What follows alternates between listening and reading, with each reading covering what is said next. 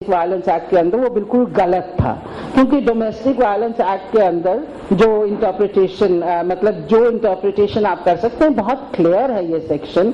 इसमें यही लिखा है कि भाई अगर किसी हाउस होल्ड में रहे या पहले भी कहीं रहे और वो किसी के नाम पे, चाहे उसका कोई राइट टाइटल या इंटरेस्ट हो उस घर में या नहीं, फिर भी उसको राइट ऑफ रेजिडेंस है उस घर का। और जब आप देखते हैं कि क्या रेजिडेंस ऑर्डर्स आपको मिल सकते हैं डोमेस्टिक वायलेंस एक्ट के अंदर, तो तरह तरह के ऑर्डर्स मिल सकते हैं।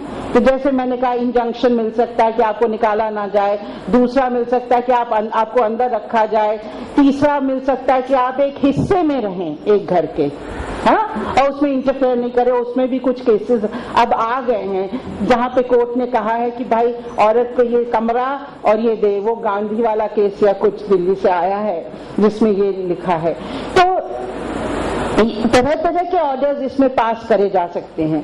पर ये जो सुप्रीम कोर्ट का जो जजमेंट हुआ, इसका एक बहुत बुरा और उल्टा असर पड़ा, क्योंकि इसके बाद जो है कई जजमेंट्स आए, 2-3 तो दिल्ली से ही आ गए बत्रा वर्सेस बत्रा फॉलो करने के। एक केस में क्या हुआ कि वो फादर इन लॉ के नाम था, उसमें भी औरत और वाइफ और हस्बैंड रह रहे थे, पर हस्बैंड निकल गया, उसने जाके डिवोर्स फाइल कर दिया, तो उसको कहा गया कि भाई जब तक ये फादर इन लॉ का घर है और जब तक फादर इन लॉ ना माने कि तुम रह सकते हो इसके अंदर, तुम नहीं रह सकती। खैर उस केस में एक चीज तो करी कि उनको 7,000 रुपए मिले एक रेंटल होम के लिए दिल्ली में ही। तो ये एक केस था। अच्छा, दूसरा केस एक मुंबई का बड़ा इंटरेस्टिंग था, जिसमें हस्बैंड ने क्या करा, एक दिल्ली का फिर उसके बाद केस आया। कई जजेस ऐसे भी हैं जिन्होंने डिस्टिंग्विश करने की कोशिश करी बत्रा वर्सेस बत्रा से, और उन्हें एक दिल्ली का केस है जिसमें क्या करा हस्बैंड ने कि अपनी मदर के नाम पे घर कर दिया। क्योंकि एक जो ट्रिक प्ले करते हैं ये लोग कि भाई घर को ट्रांसफर कर दिया जाए किसी के नाम, सारे जितने एसेट्स हैं उसको अपने नाम से हटाते जाएं, जैसे कि किसी चीज पे क्लेम ना ला पाए। डर के मारे ये लोग जैसे ही केस शुरू होते हैं ऐसे करना शुरू करते हैं। तो भाई दिल्ली वाले केस ने ये नोट करा कि ऐसा ये घर को ट्रांसफर कर दिया गया है और इसीलिए बत्रा वर्सेस बत्रा नहीं अप्लाई कर सकता और इसमें उसका रहने का हक है। एक और केस था जिसमें उन्होंने फिर से डिस्टिंग्विश करने की कोशिश करी बत्रा वर्सेस बत्रा। उन्होंने कहा कहाँ जाएगी, ये तो इक्विटेबल है कि वो यहाँ रहे जब तक कि कोई और अरेंजमेंट नहीं बन सकता। तो पर बत्रा वर्सेस बत्रा को एक तरह से हम लोगों को फिर से ले जाना पड़ेगा कोर्ट, बत्रा एक और केस को ले जाना पड़ेगा, क्योंकि वो केस तो अब फाइनल हो गया सुप्रीम कोर्ट से। तो हम लोगों को कोई भी केस में जिसमें ऐसे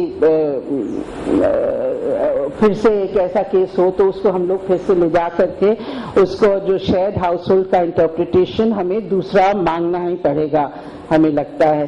तो हम कितना time, how much time have I spoken, is anybody keeping note? नहीं, हम ही लोग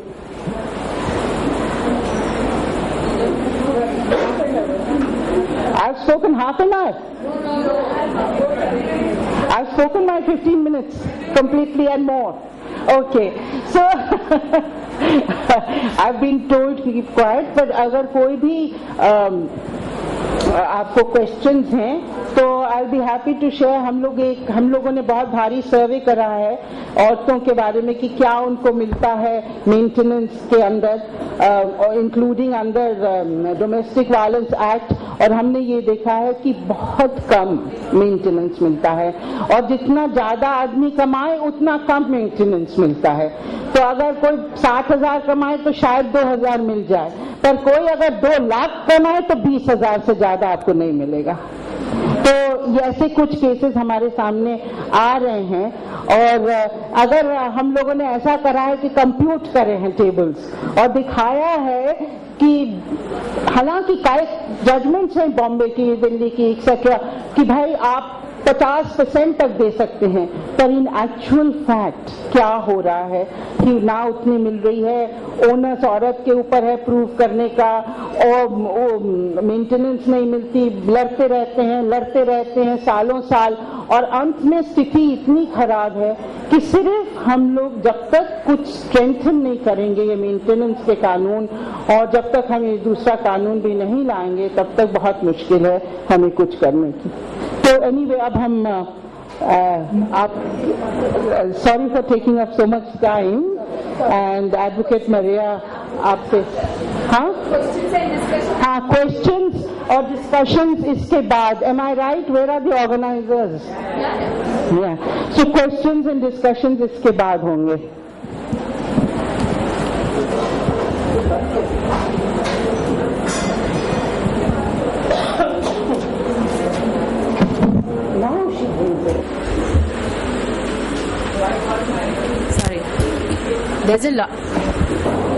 There's a lot of disturbance in the back, so we please request people to keep silent so that the presenters can continue. Thank you.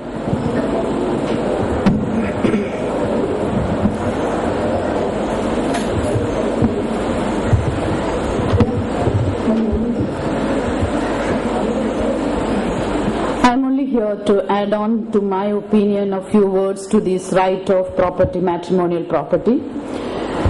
Now it is high time we understand this law on Domestic Violence Act is just a protective law, and it does not establish any right other than the only word used is right is in the definition to in section 17, that is right to reside in a shared household. If you will read the provision below, you will understand that it is not a unlimited right to reside in a shared household, but it is a limited right, provided that the proviso says so. You are acquainted with that, so I don't read. The proviso says that unless by procedure established by law, she cannot be thrown out.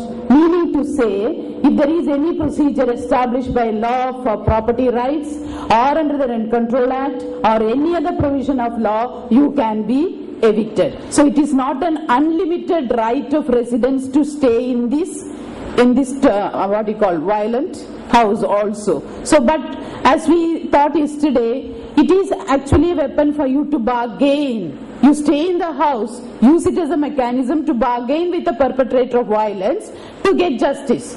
Okay, provide me alternate accommodation, I will move out. Then you have got something on record to show that there is something available for you as an alternate accommodation coming from the perpetrator of violence. So in my opinion, though this provision of law was added into this Domestic Violence Act, it is still a relief only, it is not at all a right, because it does not give you any right to stay there for long. And we know for any other reason also, in a violent atmosphere, this lady cannot stay there for long. She will have to move out. Of course, she will have a breathing time to work out some mechanisms for compromise. That is the only breathing time she is given under the Act. Now from there we come on to, but then this was also challenged by some of the parties before the court in Kerala High Court also.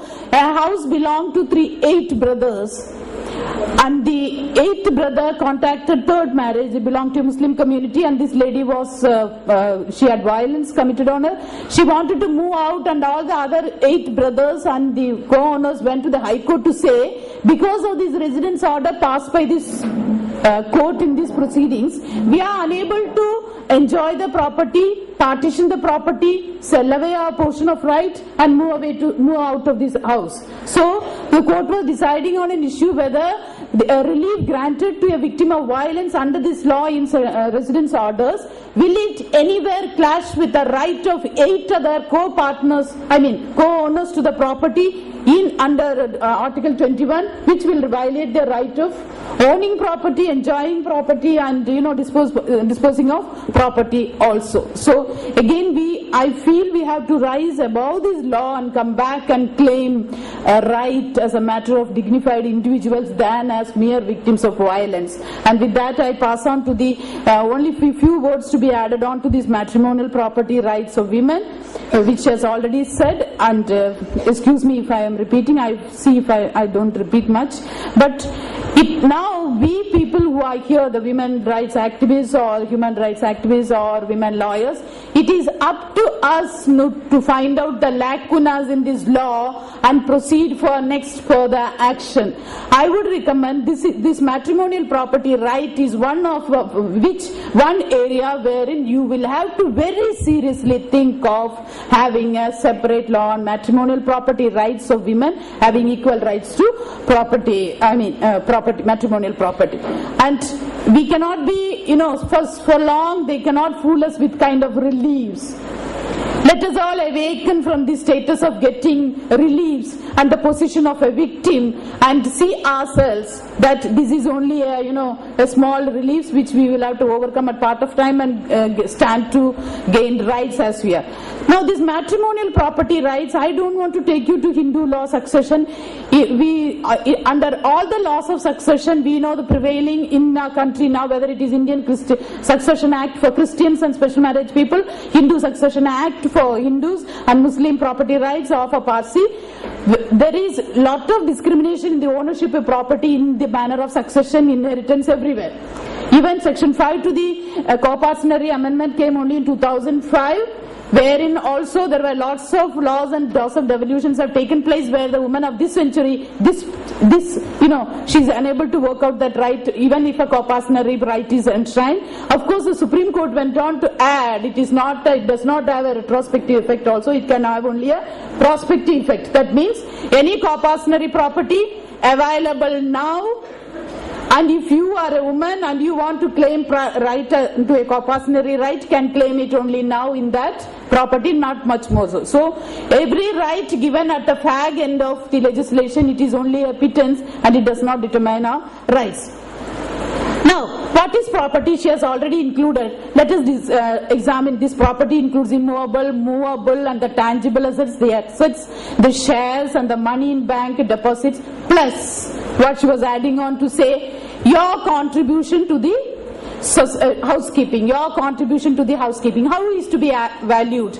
We have a case under the Motor Vehicles Act in 2000 which said a wife who did not have a job died in a motor vehicle accident, and they went up in a motor accident case, and the Supreme Court said, though the insurance company denied to pay any amount to the wife, saying that it's again in Kerala High Court. I'm coming. Yeah. So the Supreme Court in 2000 said that though the housewife was not working, at least 3,000 rupees should be paid to her for to compensate her for her contribution to the housekeeper, household, or housework, everything, whatever it is. In 2009. The Kerala High Court, which she mentioned, relied on the very same decision to say that a housewife's contribution can be economically valued at 3,000 rupees, relying on the decision. But it should have been otherwise also. I don't agree to that 3,000 also. But the saddening part of the decision is that